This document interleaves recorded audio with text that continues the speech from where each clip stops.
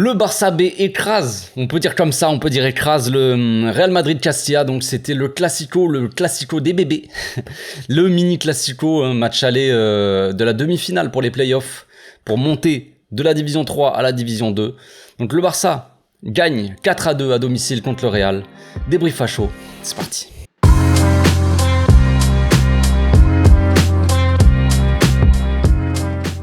Au passage, n'hésitez pas à vous abonner, liker et commenter, c'est le meilleur moyen de me soutenir et ça fera plaisir à tonton. Quel match, franchement on s'est régalé. Pour ceux qui n'ont pas l'habitude, pour ceux qui ont regardé ce match là et qui n'ont pas l'habitude de voir les matchs de la B, vous vous dites... Putain, pourquoi j'ai pas regardé plus tôt les matchs? C'était un match de folie. Mais calmons-nous un petit peu pour ceux qui ont l'habitude de regarder. C'est pas tous les jours, c'est pas tous les week-ends qu'on a le droit à des matchs comme ça aussi fous. Déjà, de base, le stade était assez rempli, d'habitude il y a pas grand monde, tout ça. D'ailleurs, il n'était même pas rempli à fond, j'ai pas compris ça. Va falloir me donner des explications les gars, parce que moi j'ai essayé d'y aller au stade. On m'a dit il y a plus de place. Je regarde le match, il y avait des trous partout. Comment ça, il y a plus de place? Déjà, j'ai un peu le seum. Ouais, j'ai un peu le seum parce que moi, je voulais y aller là-bas. Je voulais y aller pour une fois qu'il y a un gros match comme ça, à enjeu. Tu sais qu'il va y avoir des supporters, qu'il va y avoir de l'ambiance, tout ça. T'as envie d'aller profiter aussi, d'aller soutenir un minimum. Bon, bah bref, on va pas non plus se plaindre. C'était un très beau match, franchement.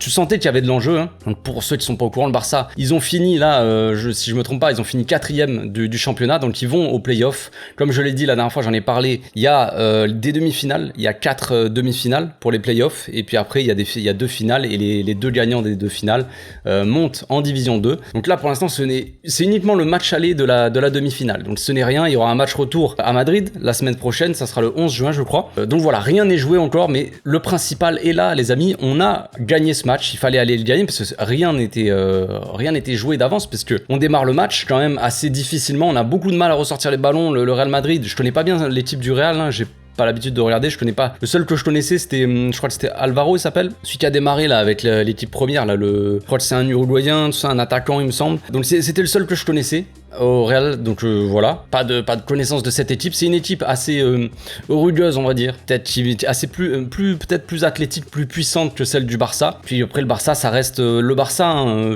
l'équipe B joue pas vraiment exactement comme l'équipe A, mais on a toujours notre style de jeu, vous le savez bien. On essaie de ressortir le ballon assez proprement, un jeu court, on essaie de construire quelque chose, tout ça. On a eu du mal à ressortir les ballons, on a eu du mal à se construire à s'amener des occasions vraiment dangereuses. En tout cas en début de match, et on se fait rapidement punir, un ballon dégagé loin, vu qu'on n'arrivait pas forcément à ressortir les ballons.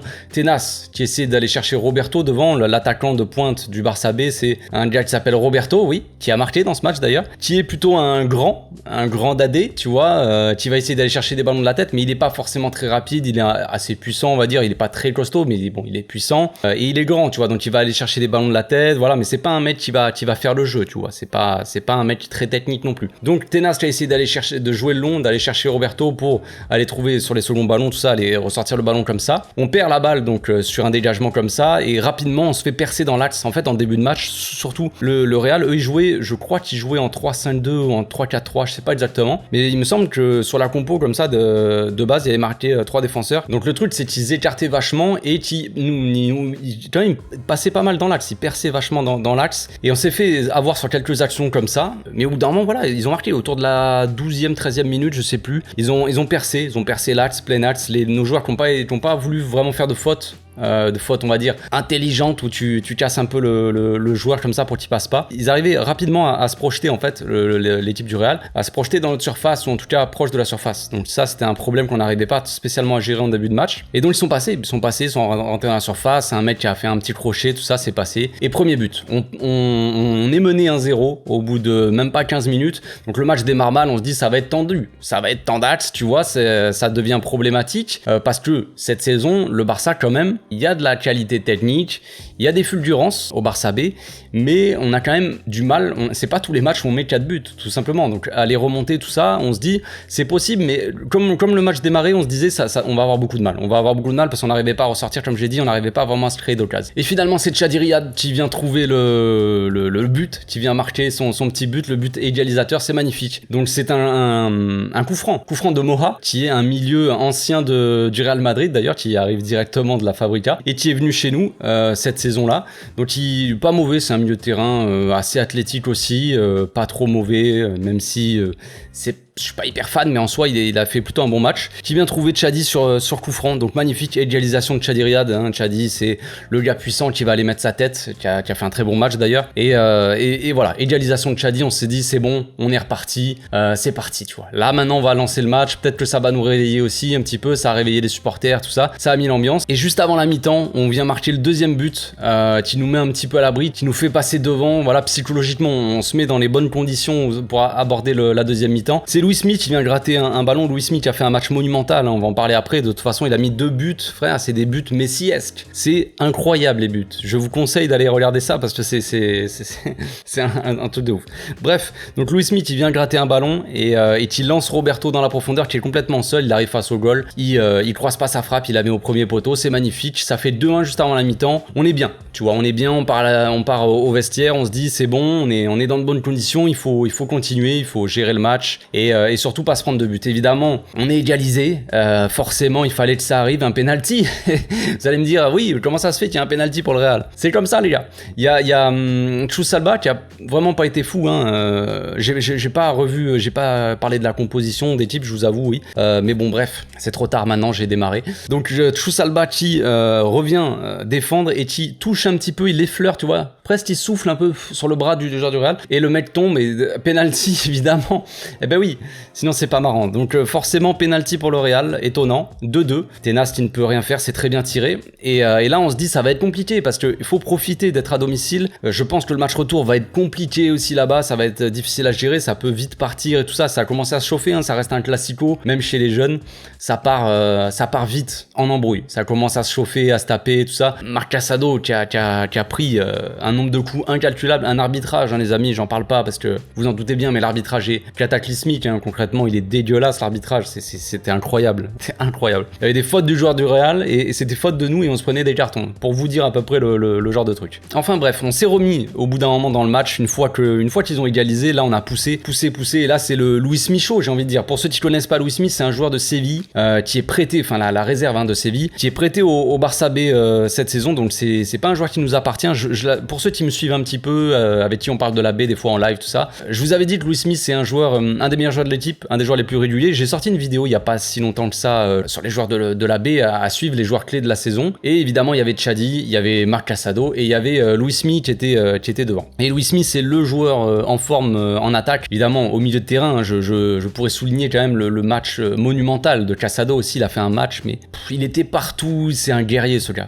Marc Casado est un putain de guerrier, c'est un truc de ouf, ça c'est le genre de mec que tu vas avoir dans ton équipe quoi. C'est un Gavi mais version pivot quoi, version milieu défensif. C'est incroyable ce Casado. Donc Louis Smith, le Louis Smith show, Louis Smith qui arrive, le but qu'il met frérot, oh là là, le but pour le 3-2 c'est dingue. C'est Garrido qui était rentré juste avant pour remplacer Chousalba, donc qui avait fait un match plutôt très neutre, vraiment pas ouf. Et Garrido qui gratte un ballon et qui sert Louis Smith qui s'approche, en fait Louis Smith il est droit hein, pour ceux qui connaissent pas. Il s'approche un peu dans la surface, il s'approche, gaucher à la Messi, il arrive, N'Cala Messi, N'Cala Louis Smith. À un moment, il y a un commentateur de espagnol, il a dit N'Cala Louis Smith, ça m'a fait des gars. Et il arrive, il fait une balle piquée, frère.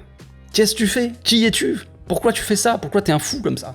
Il fait une petite balle piquée, il lobe le gardien, magnifique, 3-2. T'es juste fou dans ce match, c'est juste fou. Et après, quelques minutes après, hein, Louis Smith, encore une fois, lui qui est à la balle côté droit, encore une fois de la surface, et qui vient, qui nous fait un enroulé en lucarne opposée. T'es là, mais qu'est-ce que c'est de ce gars? Qu'est-ce que c'est de ce match? Donc, bon, je vais pas parler une plombe non plus du Barça B, je sais pas s'il y aura du monde qui va regarder ce débrief non plus, mais en tout cas, pour ceux qui ont vu le match, j'imagine que vous avez pris du plaisir autant que moi. Il y a eu des joueurs clés, hein, on parlera évidemment de Louis Smith et de Casado, comme je l'ai dit, qui a fait un match vraiment monumental. Carbonel aussi, qui d'habitude est un milieu, hein, pour ceux qui n'ont pas l'habitude de suivre, d'habitude Carbonel c'est un milieu défensif, milieu relayeur. Ça lui arrivait des fois de jouer en défense centrale pour avoir un peu plus de maîtrise de balle dans les sorties de balle, tout ça. Et là, il a joué en défense, il s'en est plutôt bien sorti, j'ai trouvé, c'était plutôt pas mal. Donc franchement, un bon match. Bon match aussi d'Alpha Djunku, qui joue par moment, il est un peu baladé, hein. Malheureusement, c'est comme ça, on n'a pas trop le choix, mais qui souvent se retrouve à jouer latéral gauche, et c'est ce qu'il était ce soir. Donc il a joué latéral gauche, il s'en est plutôt bien sorti aussi. C'était un peu le seul qui était bon vraiment à gauche, parce qu'on avait Estanis en ailier gauche et Chou Salba en milieu intérieur gauche. Et la connexion était pas fameuse. La connexion à gauche, ça jouait pas très bien, pas si bien que ça. On dirait que les mecs avaient jamais joué ensemble. Ils n'arrivaient pas vraiment à se trouver. Il y avait Chou Salba qui venait demander le ballon à Junku. Junku, il savait pas s'il devait passer la balle à Chou ou à Estanis qui était collé à la ligne. Tu passais la balle à Estanis, il n'en faisait pas grand chose non plus. C'était vraiment pas fou. Il y a un monde d'écart entre le côté gauche de notre équipe et le côté droit avec Luis Mi, Alvaro Nunez et il y avait qui à droite? Il y avait Moha.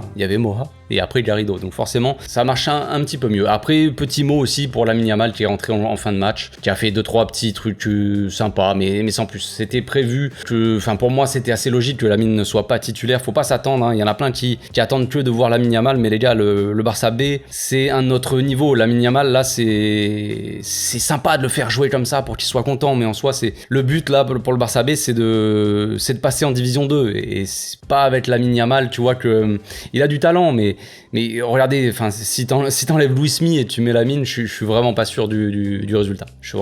Voilà, c'est tout pour aujourd'hui. On se retrouve demain les amis pour le live d'avant-match, hein, dernier match de la saison, et puis après pour le débrief. D'ici là, portez-vous bien, passez une très bonne soirée. Ciao.